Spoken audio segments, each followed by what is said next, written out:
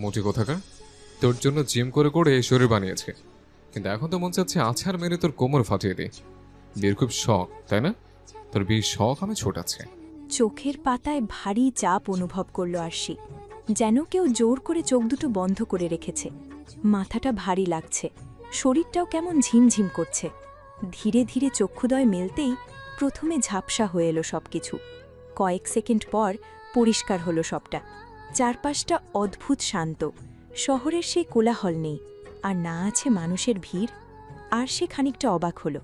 চক্ষুদয় কয়েকবার পিটপিট করতেই মনে পড়ে গেল সবটা। তবে সে এখানে কি করছে? বিস্ময়ে হতবাক আরশি। মাথায় হাত চেপে ধীরে ধীরে উঠে বসল আরশি। মাথাটা এখনো ঘোরাচ্ছে সামান্য। পাশ ফিরে তাকাতেই তার চোখ আটকে গেল। আজরান বসে, চোখে মুখে সেই চিরচেনা শান্ত ভাব। আরশিকে উঠতে দেখে ভ্রু কুচকাল আজরান, বলে উঠল, বেঁচে আছিস তাহলে? আমি ভাবলাম মোরটোর গেলি অন্তত 40টা কপালে জুটবে। আজরানের কথায় আর চোখে চাইল আরশি। কেমন বেয়াদব ছিলে দেখো। তবে হুট করে কিছু মাথায় আসতেই প্রশ্নবোধক দৃষ্টিতে তাকালো আজরানের পানে।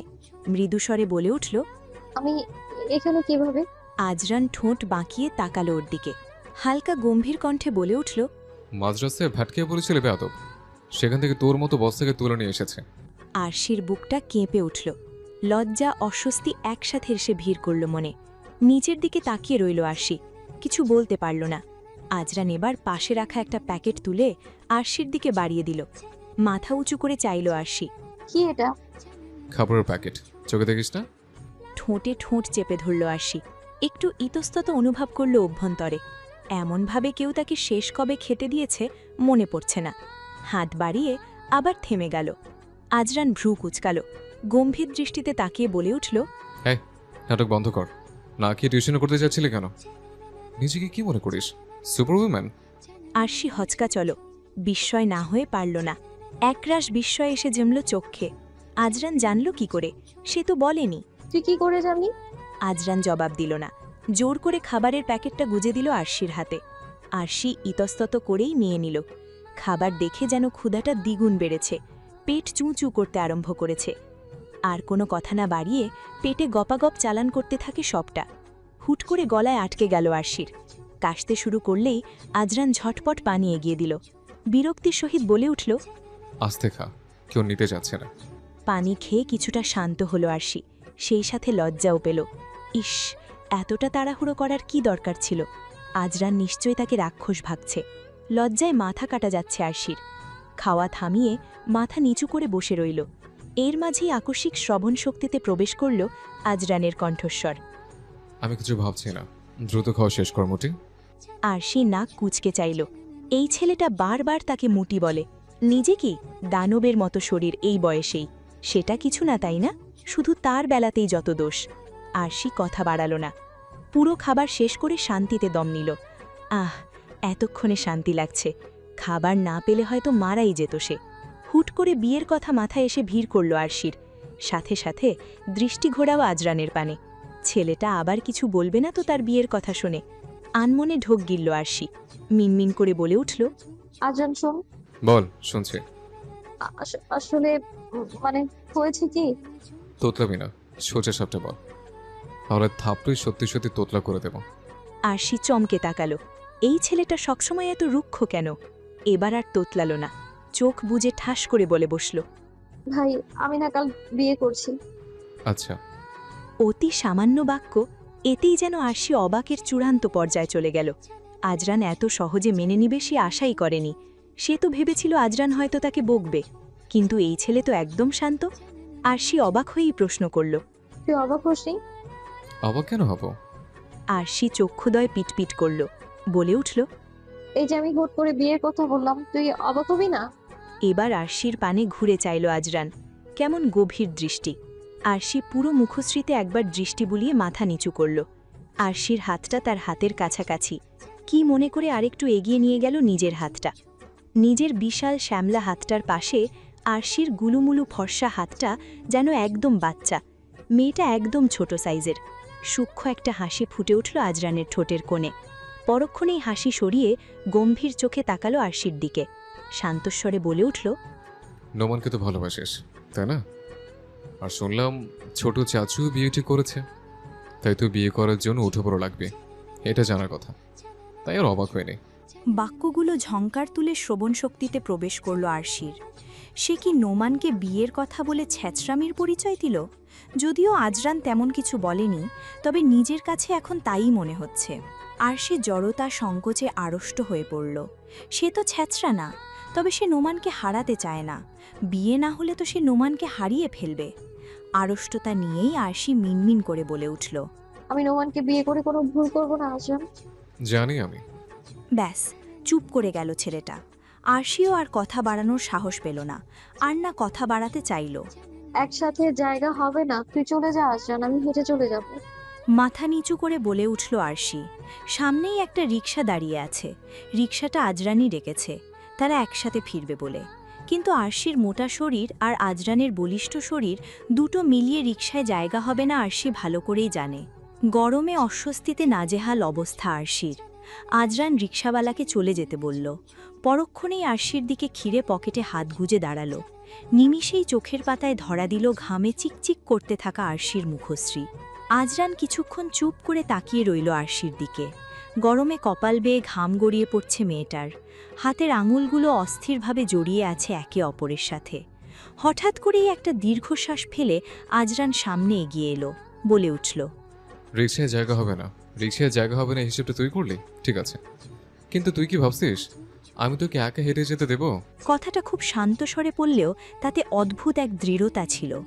আরশি মাথা তুলে তাকালো, কিছু বলতে গিয়েও থেমে গেল। আজরান ইতিমধ্যে রাস্তার দিকে তাকিয়ে হাত তুলেছে। কয়েক সেকেন্ডের মধ্যেই একটা সিএনজি থামল তাদের সামনে। এক কথার নির্দেশ।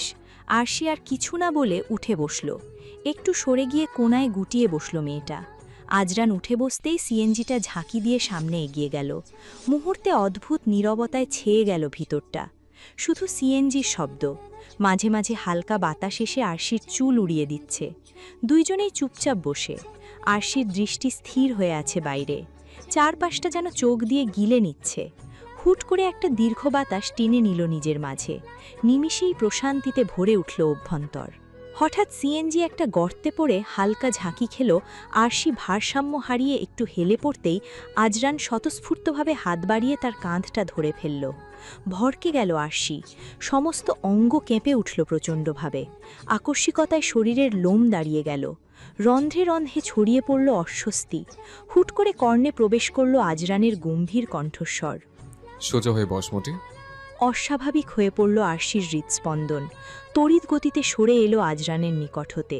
অন্যদিকে মুখ ফিরিয়ে নিল লজ্জায়। কিয়ৎক্ষণ সময় নিয়ে নিজেকে স্বাভাবিক করল। পরিস্থিতি স্বাভাবিক করতে বলে উঠল, আমরা কোথায় যাচ্ছি? কথাটা বলেই ছোট্ট একটা ঢোক গিলল আরশি। কিছুতেই শান্ত হতে পারছে না, অস্বস্তিতে কাঁটা দিচ্ছে শরীরে। হুট করে আজরানের কণ্ঠ কর্ণপাত হতেই মাথায় আকাশ ভেঙে পড়ল যেন। আমাদের বিয়ে শপিং করতে। নির্বাক নির্বিকতায় কয়েক মুহূর্ত কাটিয়ে দিল আরশি। আজরানের কথায় একদম জমে গেছে মেয়েটা। বুকের ভেতরটাও কেমন অস্থির হয়ে আছে। চোখ বড় বড় করে তাকালো আরশি। আজরানের মুখের দিকে তাকালো, ভয়ার্ত দৃষ্টিতে চাইল। আমতা আমতা করে বলে উঠল, কি বলি? আজরান ভ্রু কুঁচকে তাকালো, যেন বিষয়টা একদম স্বাভাবিক। অপরদিকে চাতক পাখির ন্যায় তাকিয়ে আছে আরশি। অপেক্ষায় আছে আজরানের মুখ থেকে কিছু শোনার। আজরান এবার প্রচণ্ড বিরক্ত হল। কিছুটা ধমকের স্বরে বলে উঠল, আমাদের মানে তোর এত সহজ জিনিসও বুঝিস না মাথা মোটা? তুই আমার বেস্ট ফ্রেন্ড। আমি মানেই তুই, তুই মানেই আমি, আলাদা করে বলার কি আছে? আরশি হতভম্ব হয়ে তাকিয়ে রইল। বুকের ভেতর অদ্ভুত একটা অনুভূতি ছড়িয়ে পড়ছে, স্বস্তি, লজ্জা। নিমিষেই আরশির তবদা খেয়ে গেল।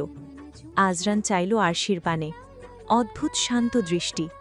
পুনরায় বলে উঠল, তোর বিয়ে মানে আমার মাথা ব্যথা। শপিং টপিং সব ঠিকঠাক না হলে পরে আবার কান্নাকাটি করবি। আজরান এটা ভালো না, ওটা ভালো না, তাই আগে থেকে সব দেখে নিচ্ছে। অতিশয় বিস্ময়ে হতবাক আরশি। শির দ্বারা বেয়ে গড়িয়ে গেল শীতল স্রোত। পুলকিত হল মন। দু চোখে অদ্ভুত মুগ্ধতা ফুটে উঠল। ছেলেটা না বলতেই সব বুঝে যায় কি করে? তার তো এইসবের কথা মাথায় আসেনি, আর না কোনো প্রয়োজন আছে। নিজের ভাবনা থেকে বেরিয়ে এলো আরশি। ইতস্তত করে বলে উঠল, আমার এইসবের প্রয়োজন নেই আজরান। আমার শাড়ি আছে, কালকে ওটাই পরবো। আল্লাহ, তাই? তুই না বলে তো আমি জানতামই না। গালে হাত দিয়ে নাটকীয় ভঙ্গিতে বলে উঠল আজরান। ভরকে গেল আরশি। হতবাক হতেও ভুলে গেল যেন। আজরানের মতো গম্ভীর ছেলের থেকে এমন কিছু সে কখনো আশা করেনি। মুহূর্তে কপালে সূক্ষ্ম ভাঁজ ফেলে ভ্রু কুচকাল সে। হাতে থাকা কাঁধ ব্যাগ দিয়ে বাড়ি বসিয়ে দিল আজরানের কাঁধে। নাক ফুলিয়ে বলে উঠল, তুই আস্ত এক শয়তান, শুধু ভালো মানুষ করে থাকিস। ব্যাগটা শক্ত করে আঁকড়ে ধরল আজরান। আরশি কিঞ্চিত ভ্রু কুচকে তাকালো। আজরানের দৃষ্টি আরশিতেই স্থির। আকস্মিক কিছু না বলে ব্যাগে প্রচণ্ড জোরে টান দিল আজরান। আরশি ঝুঁকে পড়ল। কেঁপে উঠল মেয়েটা। আজরান আর তার দূরত্ব সামান্য। আরশির পুরো মুখশ্রীতে একবার চক্ষুদ্বয় বুলালো আজরান। পরক্ষণেই ফিচেল স্বরে বলে উঠল, ঠিক বলেছিস মতি, আমি একদমই ভালো মানুষ নই। যেদিন আমার মুখোশ করে যাবে তুই স্বয়ং আমাকে ঘৃণা করবে, তবে সেই ঘৃণা পেতে আমি একদম প্রস্তুত। আরশি যেন জমে গেল। বুকের ভেতরটা হঠাৎ করেই ধক করে উঠল। চোখে মুখে অস্থিরতা স্পষ্ট। আজরান কিছুক্ষণ চুপ করে তাকিয়ে রইল।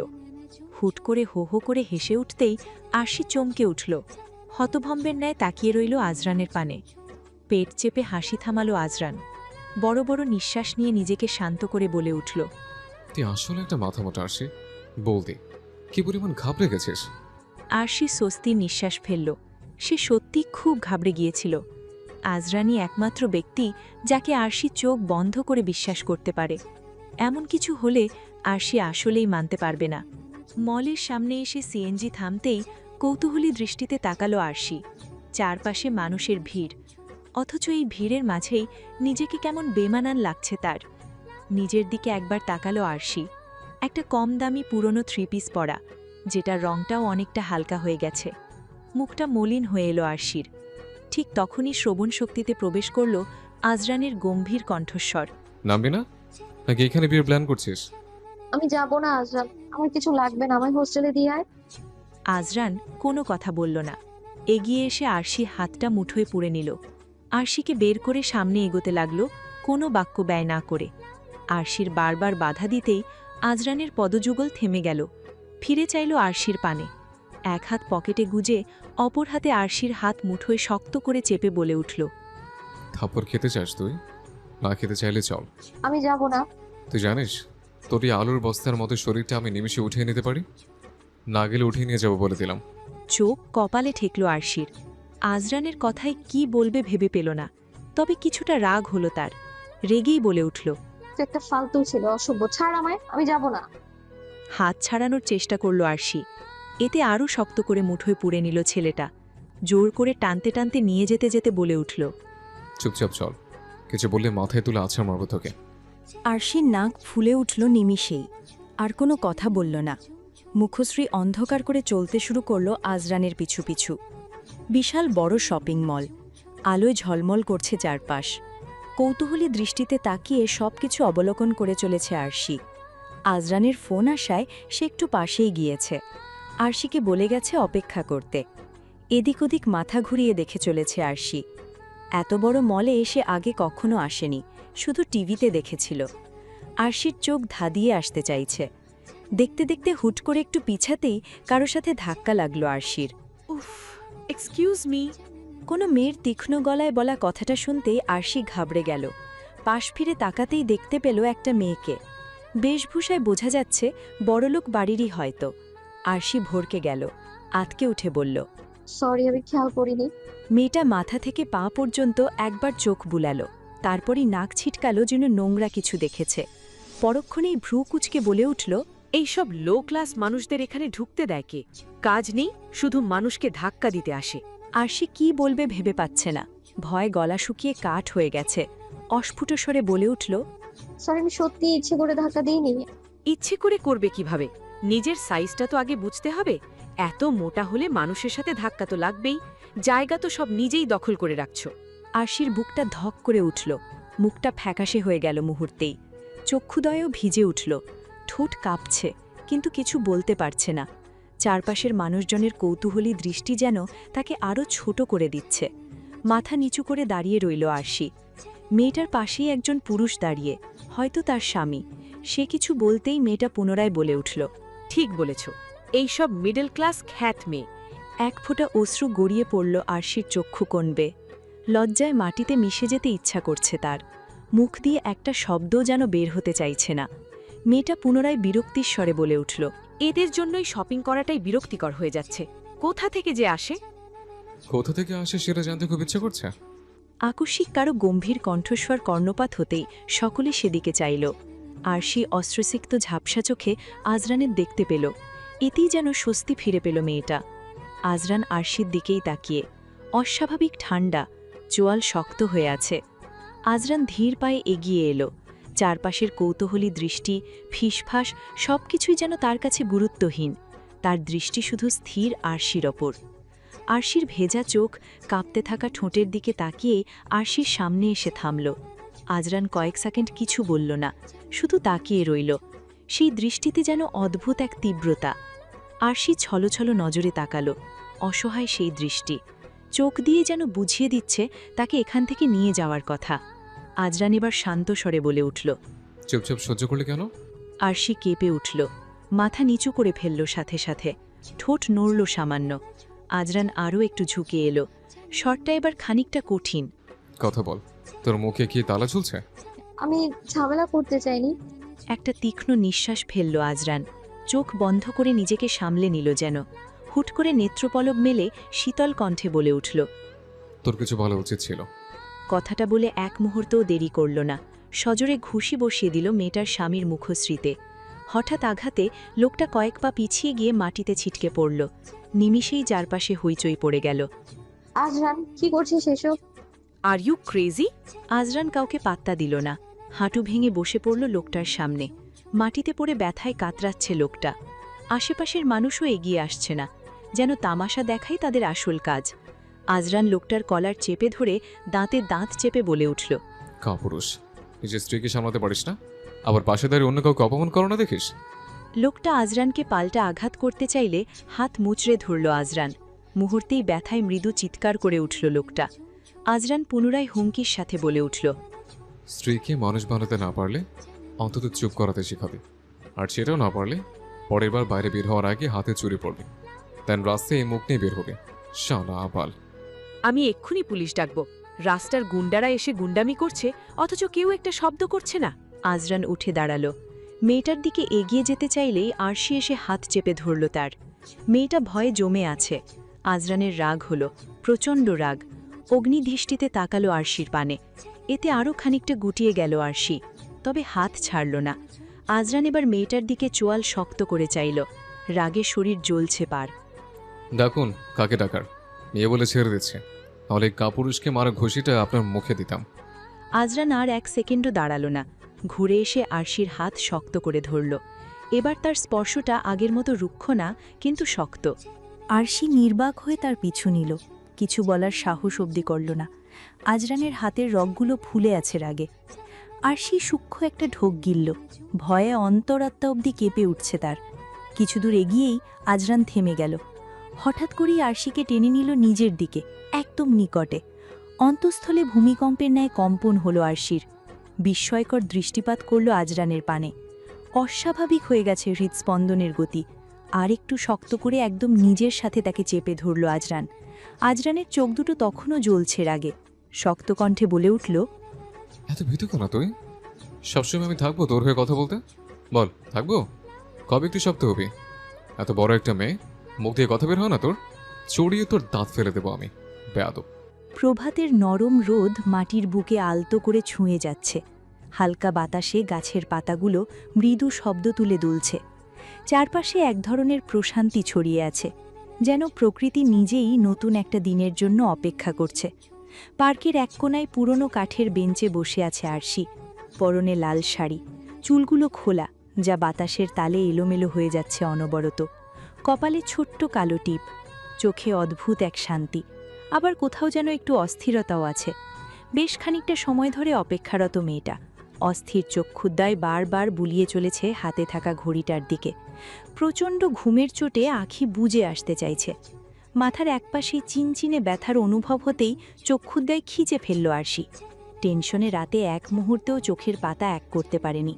সে যা করছে তা ঠিক করছে তো? এইসব ভাবতে ভাবতেই পুরো রাত পেরিয়ে গেছে। বড় একটা শ্বাস নিজের মাঝে টেনে নিল, নিজেকেই প্রশ্ন করে বলে উঠল। আমি কি ঠিক করছি? খানিকটা সময় ঠোঁট কামড়ে বসে রইল আরশি, পরপরই নিজেকে বুঝ দিয়ে বলে উঠল। শান্ত হ আরশি। ভালোবাসার মানুষটাকে নিজের করে নেওয়া ছাড়া নিজের করে নেওয়া কোনো অন্যায় না। তার মানে তুই ভুল কিছু করছিস না। চোখে একরাশ ঘুম নিয়েই অনমনে কিছুক্ষণ বকবক করল মেয়েটা। এখন পিছু হটবে সে, উপায় নেই। ছোটমাকে রাতে সব জানিয়ে দিয়েছে। এখন যদি বিয়েও না হয়, ছোটমা তাকে মেরেই ফেলবে। অভ্যন্তর থেকে একটা দীর্ঘশ্বাস বেরিয়ে এলো আরশির। কপালে থাকা বিন্দু বিন্দু ঘামটুকু মুছে একবার মস্তক ঘুরিয়ে তাকালো চারপাশে। না, নোমানের আসার কোনো নামই নেই। এবার আরশি আর বসে থাকতে পারল না। হাতে থাকা বাটন ফোনটা থেকে নাম্বার বের করে কল লাগালো নোমানের নাম্বারে। ঠিক তখনই শোভন শক্তিতে কর্ণপাত হলো। সরি, একটু লেট হয়ে গেল।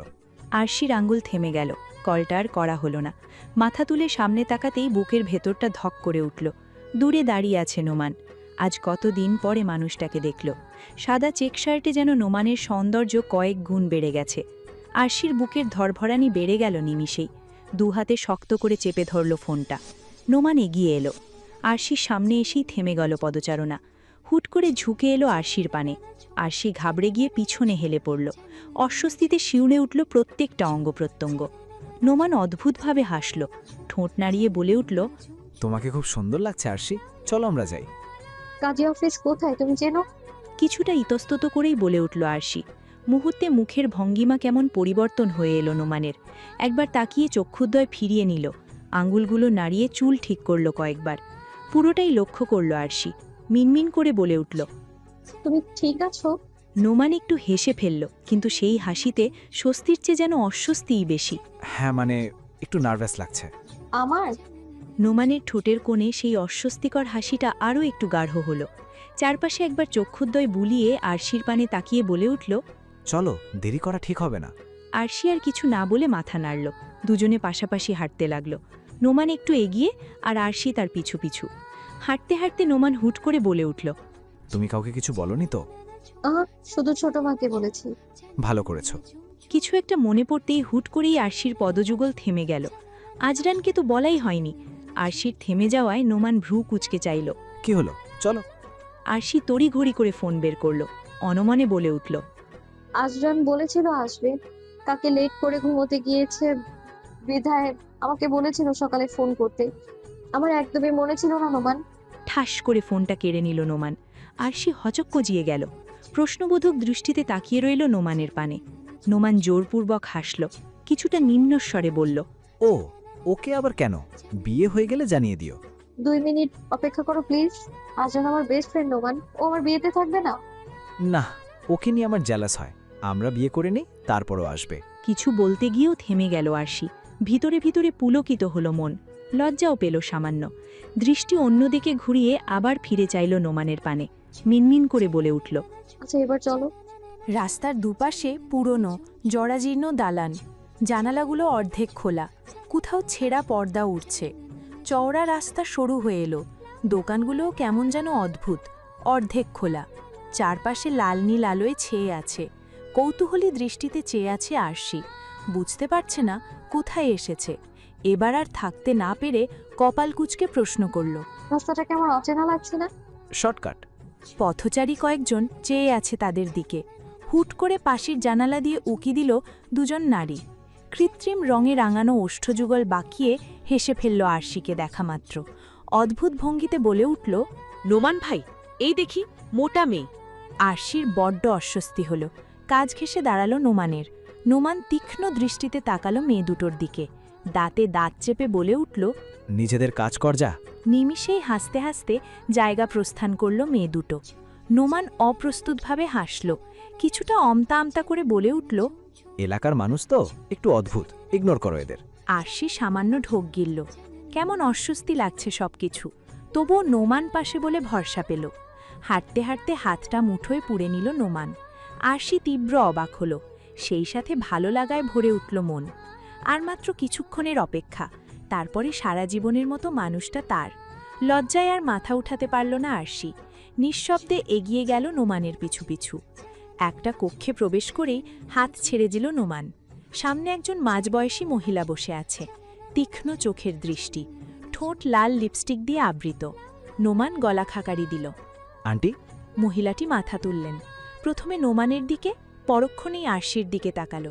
সেই দৃষ্টিটা যেন একবারেই ভেদ করে গেল আরশিকে। এই বুঝি সেই মেয়ে? হ্যাঁ আন্টি, বলেছিলাম না।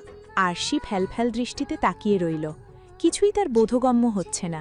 মহিলাটা হেসে উঠল। আরশির পানে তাকিয়ে রইল কিছুক্ষণ। আরশির মাথা থেকে পা পর্যন্ত চক্ষুদয় বুলিয়ে নোমানের উদ্দেশ্যে বলে উঠল। খারাপ না, ভালোই। কথাটা বলেই কাউকে ডেকে উঠল মহিলাটি। এই শিলা, একবার এদিকে আয় তো। কিছুক্ষণের মাঝেই ভেতর থেকে বেরিয়ে এলো একটা মেয়ে। বয়স খুব বেশি না, আরশির কাছাকাছি। মেয়েটার উদ্দেশ্যে বলে উঠল। ওকে ভেতরে নিয়ে যা। এবার দৃষ্টি ঘুরিয়ে তাকালো আরশির পানে। কিছুটা ঘাবড়ালো আরশি। পান খাওয়া লাল দাঁতে হেসে উঠল মহিলাটি। আরশির দিকে তাকিয়ে বলে উঠল। শিলার সাথে যাও, ও তোমাকে রেডি করে দিবে। আরশি এবার খানিকটা লজ্জা পেল। মাথা উঁচিয়ে চাইল নোমানের পানে। নোমান ইশারায় যেতে বলল। লজ্জিত মুখেই আরশি মাথা নাড়ালো সামান্য। পরক্ষণে শিলা নামক মেয়েটির পিছু পিছু চলল। করিডরের দুপাশেই সারিবদ্ধ কক্ষ। সেই কক্ষের দরজার সামনে বেশ কিছু মেয়ে দাঁড়িয়ে আছে। অদ্ভুত পোশাক সকলের গায়ে। আরশির মন এবার কিছুটা ভীত হল। অজানা ভয়ে সেটে গেল মেয়েটা। একটা দরজার সামনে এসে থামল শিলা। দরজাটা ঠেলে খুলে ভেতরে ঢুকে পড়ল। আরশিও ধীরে ধীরে পা বাড়াল। ঘরটা ছোট, একটা খাট, পাশে একটা আয়না, টেবিলের ওপর ছড়িয়ে ছিটিয়ে প্রসাধনী। পুরো রুমে এবার আখিদ্বয় বুলিয়ে নিয়েও আরশি। এখানেও কেমন লাল নীল আলো জ্বলছে। আরশি দরজার সামনে দাঁড়িয়ে দোটানায় পড়ে গেল। শিলা নামক মেয়েটি এগিয়ে গিয়ে দরজা লাগিয়ে দিল। আরশি কিছুটা অবাক হল, তবুও অবাকতা লুকিয়ে বলে উঠল। জায়গাটা কেমন যেন অদ্ভুত। মেয়েটি এবার ঘুরে তাকালো, চোখে কেমন নির্লিপ্ততা। নিষ্প্রাণ কণ্ঠে বলে উঠল। তুমি এখানে কেন এসেছো? নোমানের সাথে আমার বিয়ে হবে তাই। এখানে কেউ বিয়ে করতে আসে না। কোথায় আছো তুমি জানো? নির্বাক নিস্তব্ধতায় আরশি কাটিয়ে দিল কয়েক মুহূর্ত। শিলার মুখের দিকে তাকিয়ে সূক্ষ্ম একটা ঢোক গিলল। কপালে ছোট্ট ভাঁজ পরিস্ফুটিত হল। কৌতূহল নিয়েই বলে উঠল। কোথায় আছি? পতিতা পল্লী। আকস্মিক এমন কথায় দুনিয়া যেন থমকে গেল আরশির। স্তব্ধ হয়ে দাঁড়িয়ে রইল মূর্তির ন্যায়। অতিশয় বিস্ময়ে বিহাত্ম মেয়েটা। পায়ের মাটি যেন সরে গেল নিমিষেই। ধীরে ধীরে চক্ষু কোণে জল জমতে শুরু করল। থরথর করে কাঁপতে থাকে সমস্ত কায়া। অস্ত্রসিক্ত চোখে তাকিয়ে শিলাকে উদ্দেশ্য করে বলে উঠল। তুমি এসব উল্টাপাল্টা কথা কেন বলছো? মেয়েটা কেমন নিস্তব্ধ, পূর্বের ন্যায় শীতল কণ্ঠে বলে উঠল। পরিবেশ দেখেও বুঝোনি কিছু? আরশির চোখে অশ্রুকণা চিকচিক করছে। সে নিশ্চয়ই ভুল শুনেছে। মেয়েটাকে কিছু প্রশ্ন করতে যাবে, এর পূর্বেই শিলা বেরিয়ে গেল। যাওয়ার পূর্বে দরজা লাগাতে ভুলল না। আরশি ঘাবড়ে গেল, ছুটে গিয়ে দরজা ধাক্কাতে শুরু করলো। দরজা কেন বন্ধ করে? আমায় বের করো। নোমান, নোমান কোথায় তুমি? এই নোমান আসছো না কেন? পাগলের মতো দরজা ধাক্কিয়ে চলেছে আরশি। হৃদস্পন্দন অস্বাভাবিকভাবে বেড়ে চলেছে। ভয়ে বারবার শরীরে কাঁটা দিচ্ছে। অজানা আশঙ্কায় হাউমাউ করে কেঁদে উঠল মেয়েটা। অসহনীয় পীড়নে শরীর কেঁপে উঠল। কাঁদতে কাঁদতেই মাথা ঠেকিয়ে বসে পড়ল দরজার সামনে। আহাজারি করে বলে উঠল। এটা কি করলে নোমান? এটা কি করলে? ভালোবাসার এই প্রতিদান দিলে? বউ হওয়ার স্বপ্ন দেখে শেষে কিনা পতিতার খাতায় নাম লেখাতে হবে? আল্লাহ বাঁচিয়ে নাও আমায়, বাঁচাও আমায়। এই ট্যাগ আমি মানতে পারবো না আল্লাহ। কিছু হওয়ার আগে আমার মরণ দাও আল্লাহ। ফুঁপিয়ে ফুঁপিয়ে কেঁদে চলেছে আরশি। কান্নাগুলো দলা পাকিয়ে উঠছে। আকস্মিক আজরানের কথা মনে আসতেই আরশি ঠোঁট কামড়ে কেঁদে উঠল। হেঁচকি তুলে কাঁদতে কাঁদতে আনমনে বলে উঠল। আজান, এই আজান, দেখ না তোর মুঠি কোথায় ফেসে গেছে। আমি মরে যাবো আজান, সত্যি মরে যাবো আমি। আমায় বাঁচা আজান, প্লিজ বাঁচা আমায়। সকাল 10টা। সাঁই সাঁই করে বাতাস অবলীলায় প্রবেশ করছে উন্মুক্ত জানালা দিয়ে। ঘুমন্ত আজরানের ছোট ছোট চুলগুলো এলোমেলো হয়ে পড়ে আছে কপালে। আকস্মিক মায়ের ডাকে চক্ষুদয় পিটপিট করে মেলে ধরল আজরান। উন্মুক্ত বলিষ্ঠ দেহ ঘুরিয়ে পুনরায় বালিশে মুখ গুজল। পরক্ষণেই হুট করে শিরদাঁড়া সোজা করে বসল আজরান। নিদ্রা চক্ষুদয় বারবার এসে হানা দিচ্ছে। দেরি করে ঘুমনোর দরুন মাথাটাও বেশ ভারী হয়ে আছে। ঘুম ঘুম ঝাপসা চক্ষুদয় দেয়ালে থাকা ঘড়ির দিকে তাক করতে ঘুম জানালা দিয়ে ছুটে পালালো। স্তব্ধের ন্যায় বসে রইল কিছুক্ষণ। শিট, এতটা বেঁচে গেছে। বিয়ে হয়ে গেল না তো আবার? আজরান যেন নির্জীব হয়ে গেল। পরক্ষণেই কিছু মাথায় আসতে তড়িঘড়ি করে বিছানা থেকে নেমে দাঁড়ালো। তড়িৎ গতিতে কোনো মতে ফ্রেশ হয়ে এসে ছুট লাগালো বাইরে। তড়িঘড়ি করে সিঁড়ি বেয়ে আসলো আজরান। নাস্তার টেবিলে বসে আছে নিধি। ভাইকে তড়িঘড়ি করে বেরিয়ে যেতে দেখে পেছন থেকে হাঁক ছেড়ে বলে উঠল, ভাইয়া কোথায় যাচ্ছিস? নাস্তা করবি না? নিধির প্রশ্নটা যেন কানে গেলই না আজরানের। কিছুক্ষণের মাঝেই আজরান পৌঁছে গেল সেই পার্কে যেখানে নোমান আরশিকে অপেক্ষা করতে বলেছিল। আরশি গত রাতেই তাকে এই পার্কের কথা জানিয়েছিল। আজরান দ্রুত আখিদয় বুলিয়ে নিল চারদিকে। না, কোথাও নেই মেয়েটা। তাহলে কি? মাথা দুদিকে নাড়িয়ে কপালে আঙুল ঘষল আজরান। বুকের ভেতরে কেমন অদ্ভুত অনুভূতি হচ্ছে। সবই 10:30। এখন তো বিয়ে হওয়ার কথা না। তাহলে আরশি কোথায়? আজরান ফোন বের করে কল লাগালো আরশির নাম্বারে, কিন্তু ফোন বন্ধ পেতেই ভ্রুযুগল কুঁচকে গেল আজরানের। আনমনে বিড়বিড় করে বলে উঠল,